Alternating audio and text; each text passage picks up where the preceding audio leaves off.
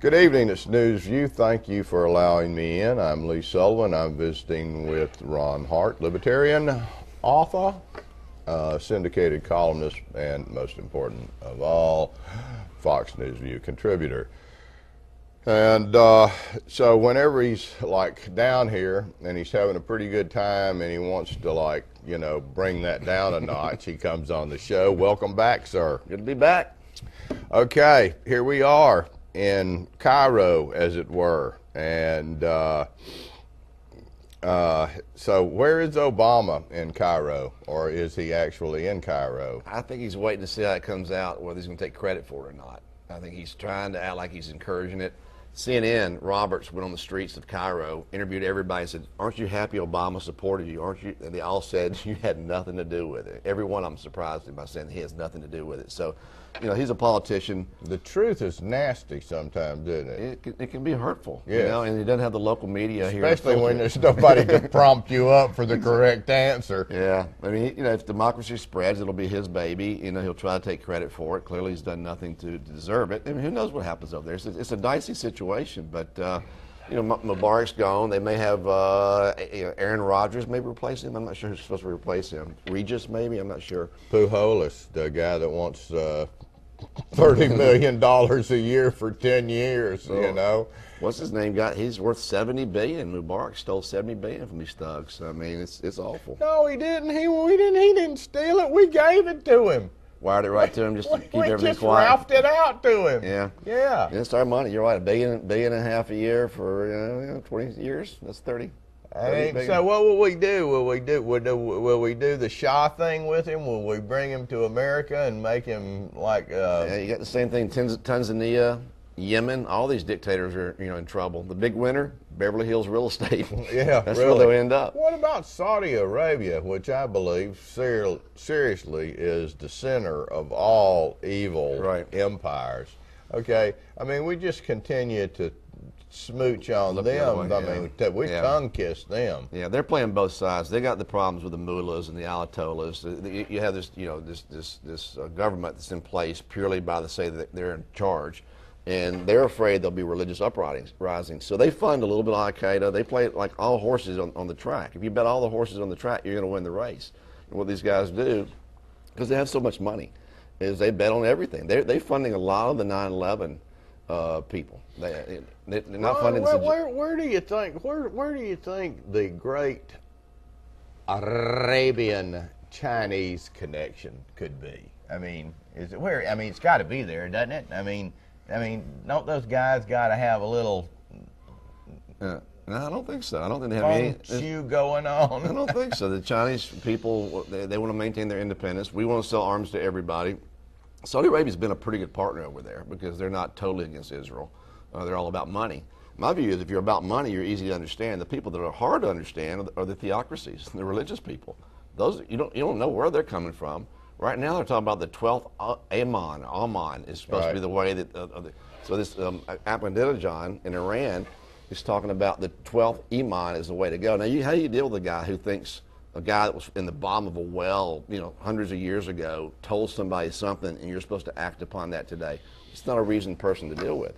So, does Egypt stand a chance in this whole thing? I think so. I mean, the Muslim Brotherhood is only 20% of the electorate.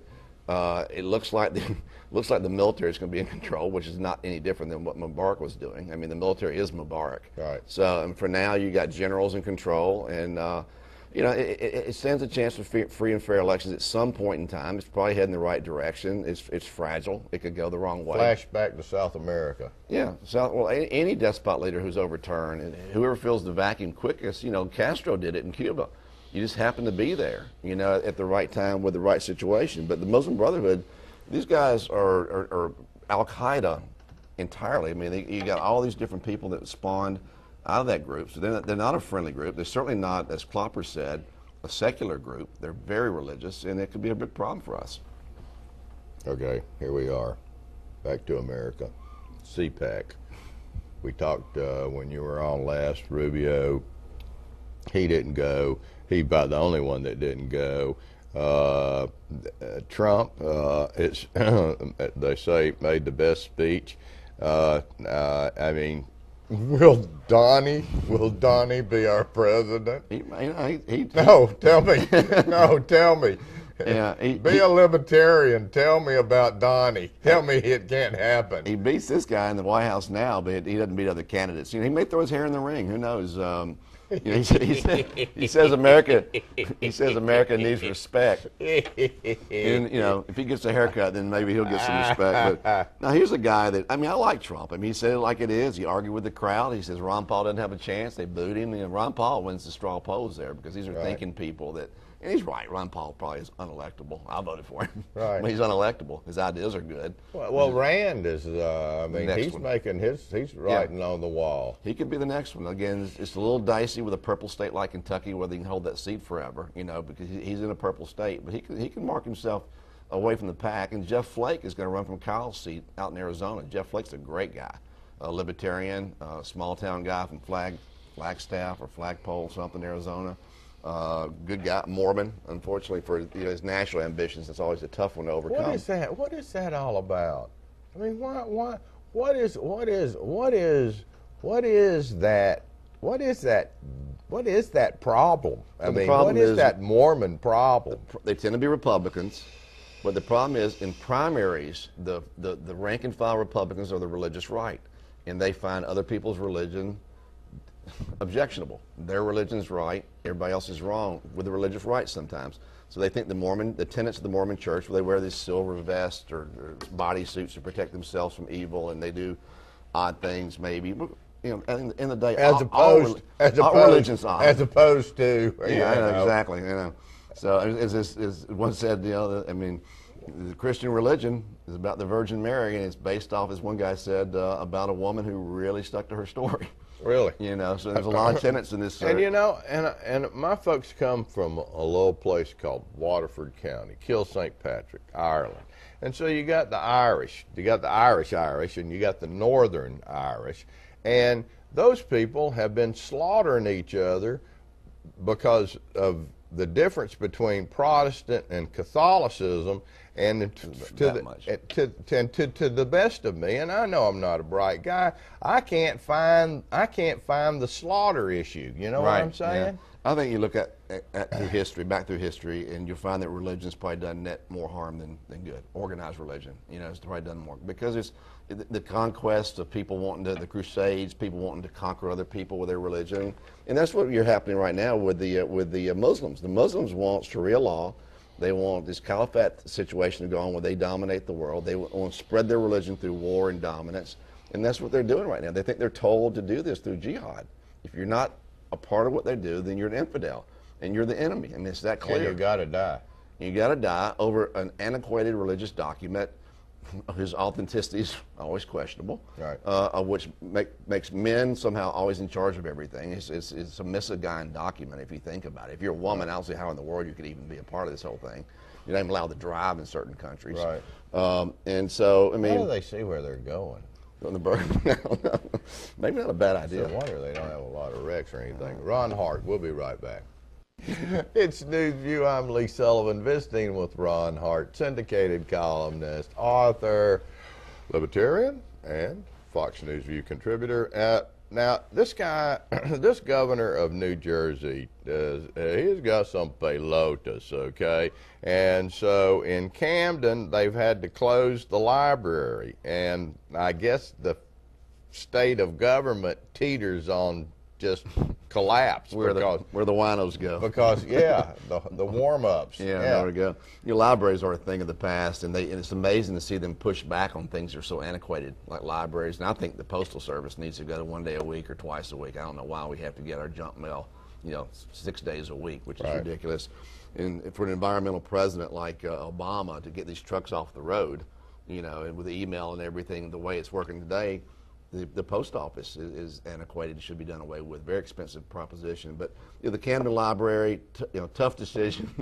It's the only library in the country that has both Snooki's book and the Situations book in its library. So it's an important historic. So totally bad. The way our country's going, it's a very important piece of property. But Christie clearly is a good guy. He's setting the template for other governors. He's like he's saying, paving the way to say, okay, you can make cuts, you can stare down the unions, you can stare down the pensions, you can make right decisions, and people have to support him. I mean, I would encourage people out there. Everybody says they want cuts, and then when they cut, some people squeal, like you say. You've got to stand like behind the person delivering the bad news. Right. It ain't easy. It's never going to be easy. Well, it's just like Scott told Obama to take his $2.4 billion and do whatever it was over this high-speed rail, because as he laid out, the Florida taxpayer is going to be on the hook for about $12.5 billion on this thing. Right. And then you got people in the legislature who say, "Oh, no, take the money." Yeah, take the money. Yeah. Everything comes with strings attached. I mean, government is a quid pro quo business. You give me this, I give you that. Right. He's a Chicago politician. He doesn't give anybody anything for nothing. I mean, you look at Blagojevich, the ex-governor, trading the seat, for money. That's just the way they do things. What happened to him? I mean, I think he's the new Shoney's big boy, isn't he? He kind of makes Wayne Newton look windswept. Wayne. Now, Blagojevich, he was actually still out there. I think Blagojevich was on the Apprentice show. He was on the Apprentice show, I think, with Trump, for a little while. Trump, yeah. And what I want to know, I just hadn't anything to do with anything. Where do they find these people for Dancing with the Stars? Okay, yeah. Where's the net that they get scooped up with? I guess it's some sort of second-tier washed-up deal. I mean, you had they said with Tom DeLay, what was the guy, the congressman? They said when he got sentenced in Houston for kickbacks, they gave him 3 years for the kickback and 1 year for his performance for his bad performance on Dancing with the Stars. That was his punitive part. So, I mean, I guess someone tells them they can dance. As I say in this column about politicians, about stars and celebrities. Celebrities feel like they got to opine on everything political. Same way a drunk feels like they can dance, Right. And somehow people that want to go on these shows somehow think they can do it. So sort of like karaoke. Yeah, it's like karaoke, but the Palin Girl, I mean, that was a national event. We talked about that a little bit. I mean, the Palin Girl was supposed to win it and didn't win it, but she got further than people thought she would get. She came in second, didn't win. As we know, anything about Palin and Palin women, when they lose, they go away quietly. Should never hear from her again, right? Ron Hart, when we come back, well, I'm going to talk a little bit about a guy who's absolutely slipped his leash, Charlie Sheen. Welcome back. It's News View. I'm Lee Sullivan, visiting with Ron Hart, syndicated columnist, author, libertarian, and Fox News View contributor. And I want to talk to Mr. Hart about Charlie, who is obviously off the leash. I mean, is there anything left for him to do? Sheen? Yeah. He's up to 4 hookers at a time. Maybe he can go to 5 or 6, set a new personal record. He's been divorced 3 times, so if he stays healthy, he can beat the Larry King record. Perhaps right. Really? Yeah, if he can stay healthy for that. That's pretty cool. Yeah, he is getting divorced. Finally, he is getting divorced, and he said himself, he says, "Look, I've had it with her shenanigans. I'm out of here." So, right. He said. Well, now, he's. What's funny, I love to write about Sheen. I wrote about him this week, and I'll be in the News Herald Sunday in the paper. But he's one of these characters that you can have Mubarak and the democracy movement in Egypt. That's complex. You have the $3.7 billion budget deal. That's complex. All Americans understand sex. Right. And drug use. And drug use. I mean, everybody understands a train wreck, and we like train wrecks. And he's a living slow motion train wreck, but kind of fun. I mean, he's unabashedly so. I mean, what's funny about Charlie, he says, he's blurred his character on TV and what his real life is about. I mean, he never graduated from high school. Yeah, he feels like he needs to opine politically on everything. And, he's one of these 9/11 truthers where he believes that Bush was behind 9/11. He signed documents. He was very active in that cause. So, if he'd had a high school degree, he may have been president.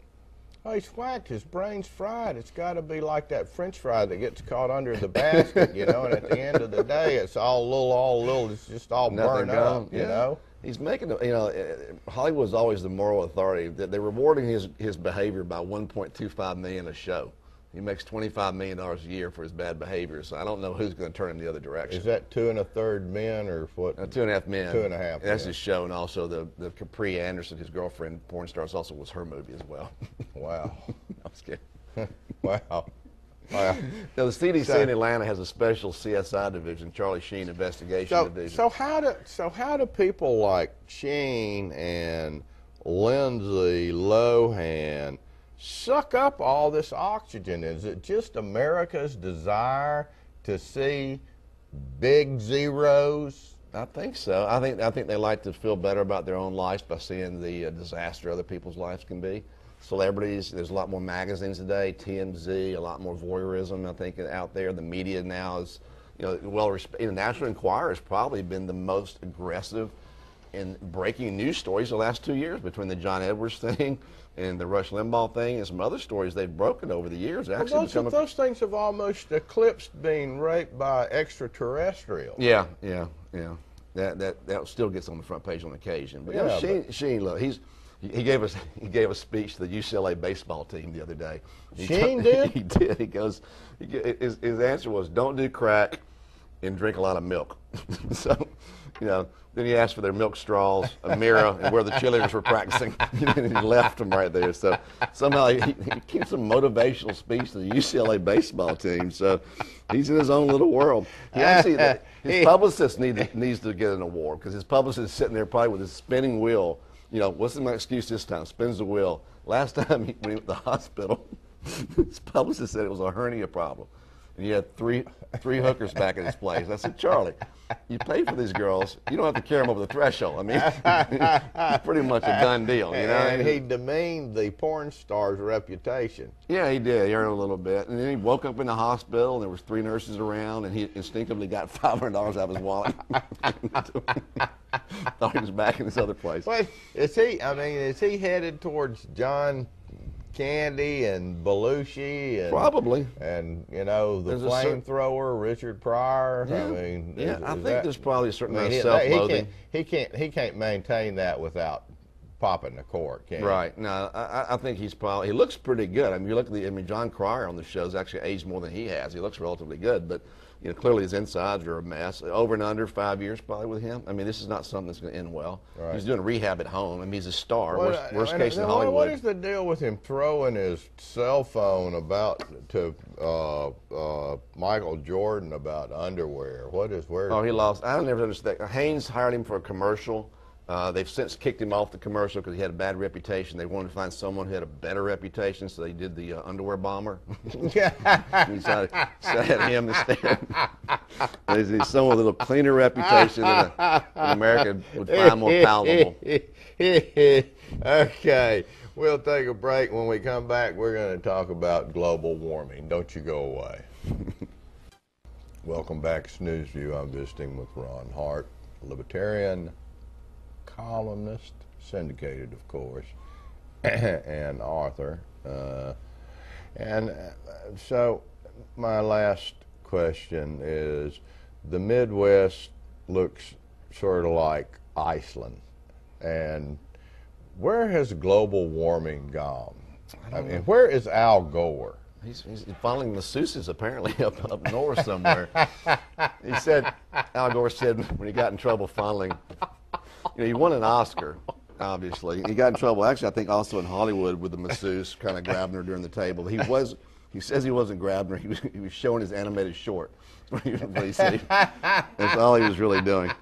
I grew up in one town over from Al, a couple towns over from Al Gore in Tennessee. Not a good guy. I mean, he's just the biggest goofball and dope you'd ever seen. No good friends. Everybody, not everybody in his hometown. A lot of people in his hometown didn't like him. He didn't win Carthage, Tennessee, as county when he ran for president. He didn't win his home state. Otherwise, he'd be president of the United States right now. Not a likable guy. So he runs this little PowerPoint presentation. He's the talk of Hollywood, et cetera. Now all these snowstorms.